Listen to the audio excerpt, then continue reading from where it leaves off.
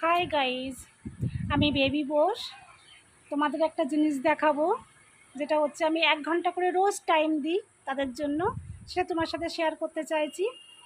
দেখো কি টাইম দিই ওদের জন্য, একটু দেখে নাও। দেখো বন্ধুরা, দেখো বেগুন গাছ লাগিয়েছি আমার জমির সামনে। অল্প একটু জায়গা আছে, কেমন বেগুন হয়েছে দেখো, ছোট্ট একটা গাছে, কোনো সার তেল কিছুই দেওয়া নেই। দেখো পুঁই শাক করেছি, তোমরা অবশ্যই চিনবে পুঁই শাক কাকে বলে। দেখো খেতে খুবই ভালো লাগে আমার।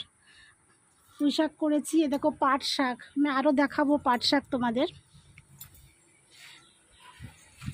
দেখো বন্ধুরা, একটা কুমড়ো গাছে একটা বীজেতে কেমন কুমড়ো হয়েছে, মানে আগা খাওয়ার জন্য, জাস্ট আগা খেতে ভালো লাগে বলে, বা কুমড়োর ফুল, কুমড়ো ধরেছে, আগা কেমন ছেড়েছে, খেয়ে পাচ্ছি না একা একা, বুঝলে। আর তোমাদের পাট শাক দেখাচ্ছি। এই দেখো বাজার থেকে বীজ নিয়ে এসেছিলাম, চারা দিয়েছি পাট শাক খাওয়ার জন্য। দেখো কতগুলো চারা বেরিয়েছে, জল দিয়েছি কালকে, প্রচুর চারা বেরিয়েছে। কদিন ধরে জল দিয়েই যাচ্ছি, একটু বৃষ্টি নেই আকাশে, কি করব, জলের অভাবে সব চারাগুলো শুকিয়ে যাচ্ছে। দেখো এই দেখো ঘ্যাটকল চেন বন্ধুরা, দেখো আমার না খেতে খুব ভালো লাগে। দেখো ঘ্যাটকল, অনেক চারা হয়েছে ঘ্যাটকল, প্রচুর চারা বেরিয়েছে, জল দেওয়াতে না প্রচুর চারা বেরিয়েছে। দেখো তোমাদের অবশ্যই ভালো লাগবে।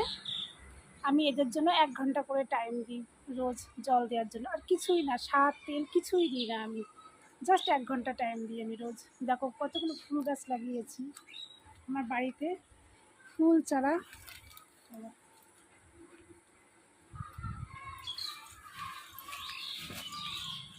পেঁপে গাছ লাগিয়েছি পেঁপে খাওয়ার জন্য, আমার সিদ্ধ খেতে অবশ্য ভালো লাগে, আশা করি তোমাদেরও ভালো লাগে। দেখো যদি আমার এই ভিডিওটা ভালো লাগে বা আমার হাতের জিনিস ভালো লাগে, অবশ্যই শেয়ার করো, অপেক্ষায় থাকবো কিন্তু আমি।